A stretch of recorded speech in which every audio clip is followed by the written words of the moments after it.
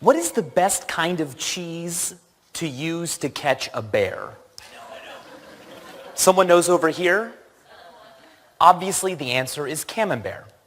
Camembert. Camembert. Okay. Thank you. I have a head full of cheese puns, but I was told I have to keep it brief. What did the piece of cheese say when it looked into the mirror? No. It said, "Hello, me. Hello, me." What can I say, guys? I love a good pun. Why? I don't know, because puns are funny, right? Why? Well, because there's a bit of a surprise factor. You know, you feel outsmarted for a second until you get the double meaning. Why?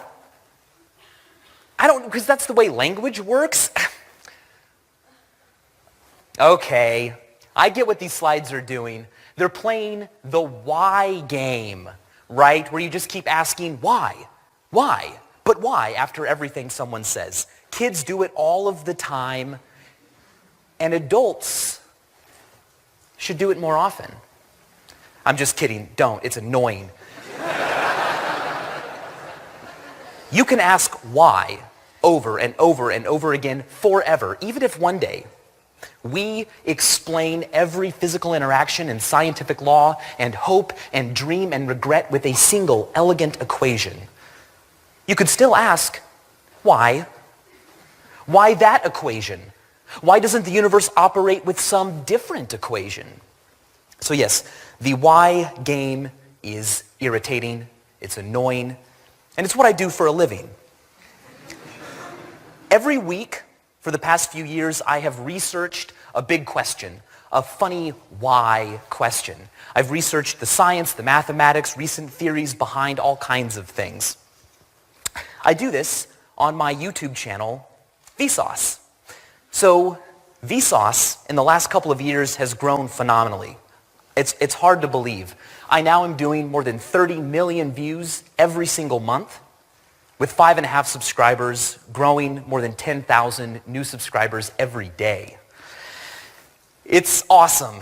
I love it. And I get to ask some pretty ridiculous questions. For instance, is anything real? Come on. How can you possibly answer that? Well, that's not really the point. The point is to bring people in with a great question, make them curious, and then once they're there, accidentally teach them a whole bunch of things about the universe. So, some examples of other questions I've asked. How much does a shadow weigh? What does it mean to ask a question like that? What is a shadow? What color is a mirror? In answering this question, you can explain a lot about specular reflection, the physics of light. This is one of my favorites. Why are things creepy? Yeah. So, I often go into psychology. That's more what my background is in. But a question I have yet to answer, hopefully someone out there knows. Please tell me, why is this called your bottom if it's technically in the middle of your body? It's ridiculous, but it's a really good question. I ask questions all of the time, but today, this is my question. Why do we ask questions? Seriously, I mean, what's the point? Who cares why things are creepy? They just are. Who cares why this is called my bottom? It's gross, don't do that anymore, right? Questions. How do I get people to care about these questions? Especially people who think that learning is boring. Well, I like to believe that the limits of what you can be interested in are unlimited, and this is my story. I began making YouTube videos about 6 years ago. But only recently did I start making explanatory videos, and I have no idea what took me so long. I have been explaining things my entire life, except usually I did it alone, out loud. I talk to myself when I'm alone, like all the time. If you snuck up on me when I didn't think anyone was around, you would overhear me explaining the most mundane stuff. It's kind of weird, maybe. Okay, it's really weird, but for me, it is a great way for me to know that I kind of know more about what I'm talking about if I can verbally explain it. As Albert Einstein said, if you can't explain it simply, you don't understand it well enough. Now, when I was a teenager, I discovered a competitive speaking program, and one of the events was informative speaking, where you literally got to write a speech explaining something to judges, and then you were given points and medals if you were good enough. My very first informative speech ever was about ketchup. The history of ketchup, the etymology of the name, its legal status, the physics of its viscosity and how it flowed. It was super nerdy stuff.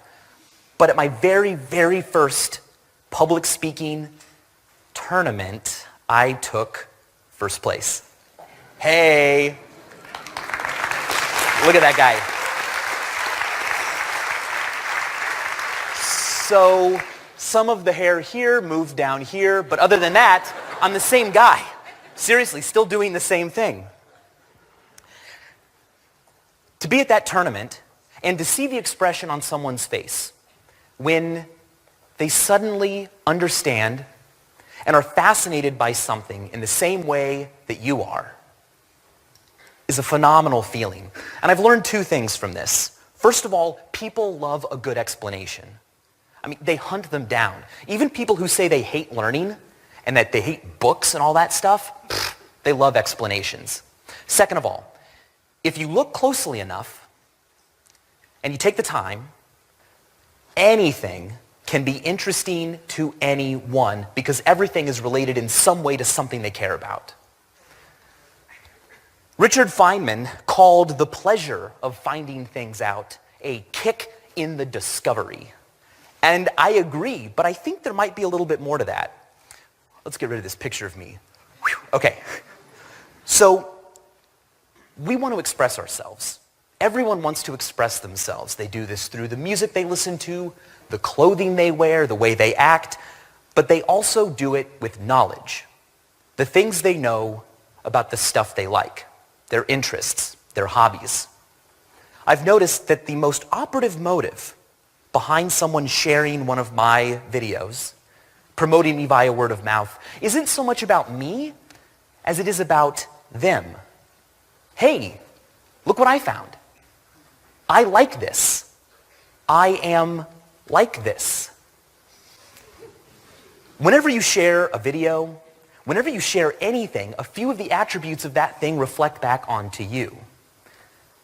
So I have found that one of the best ways to gain attentive listeners is not to be who you think your audience wants you to be, but instead to say and make and show things that allow your audience or your students to be who they want to be.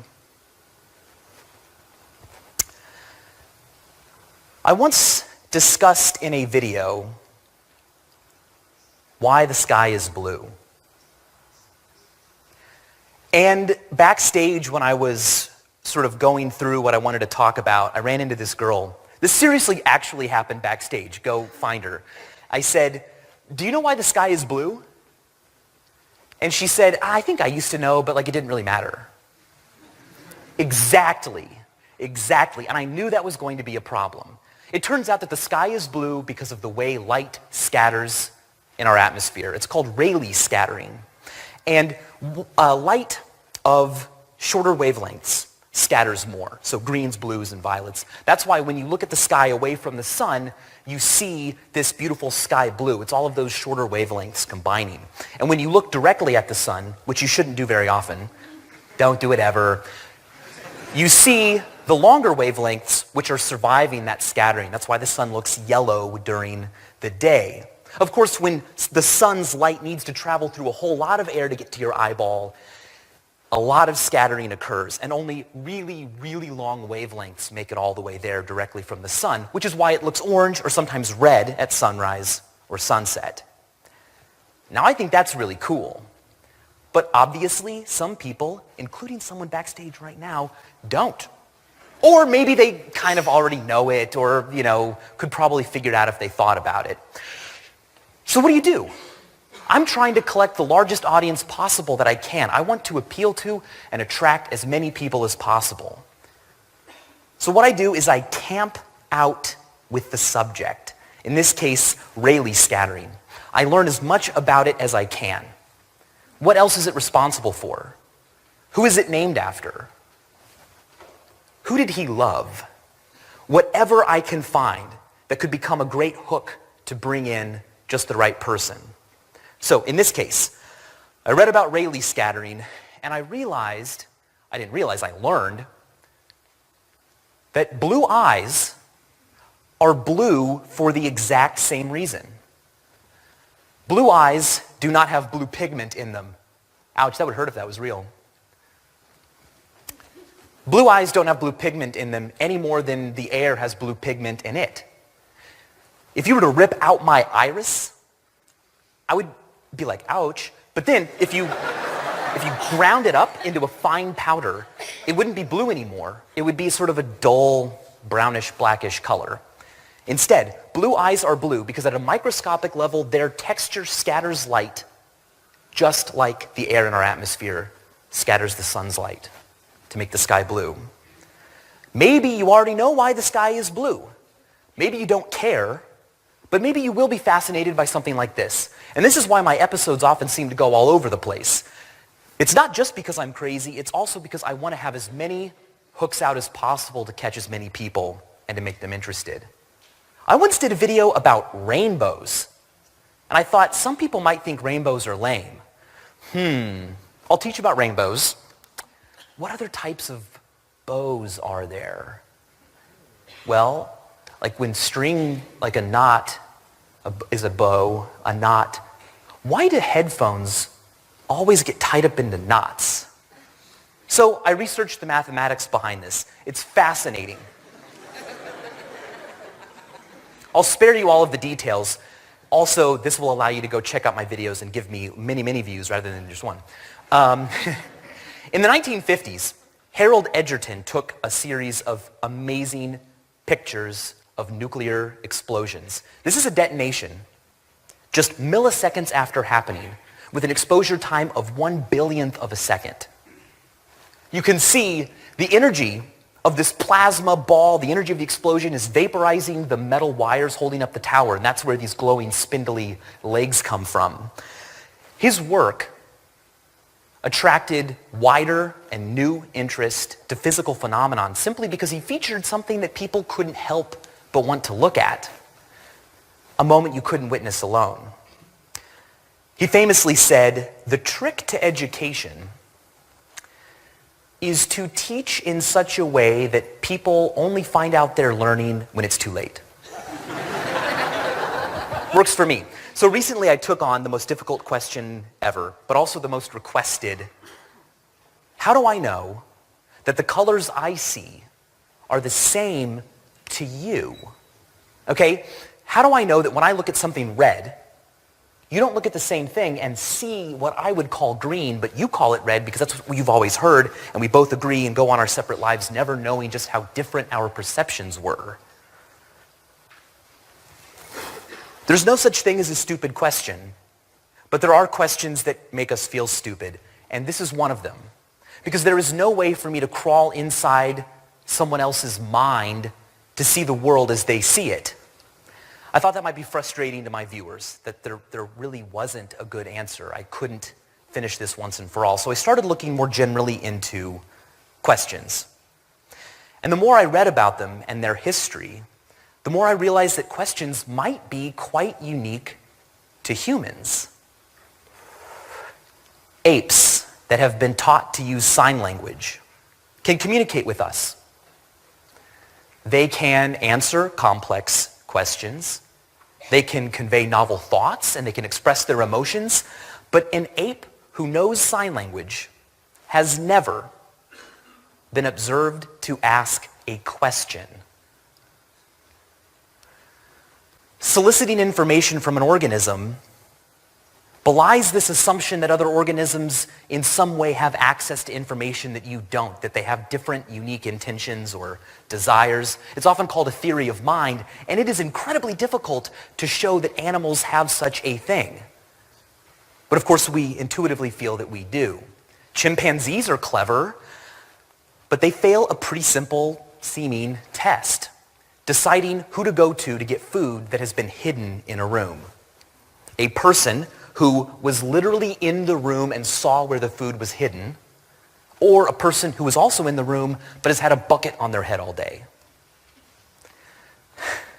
So whether or not animals have the capacity to ask questions is still being debated. But after reading all of this, I realized that questions are very special. We ask them because it's fun.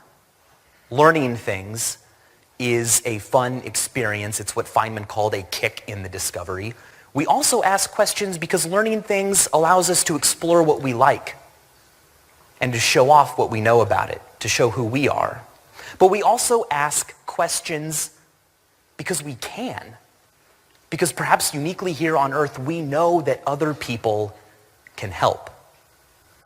And that's a great reason to ask more and more questions, to celebrate more and more whys. We all want to be kicked in the discovery. It feels great, but we don't all have a discovery in the same place. Taking the time to find where someone's discovery is so you can give them a kick there isn't just about whys, it's also a very wise thing to do. And as always, thanks for watching.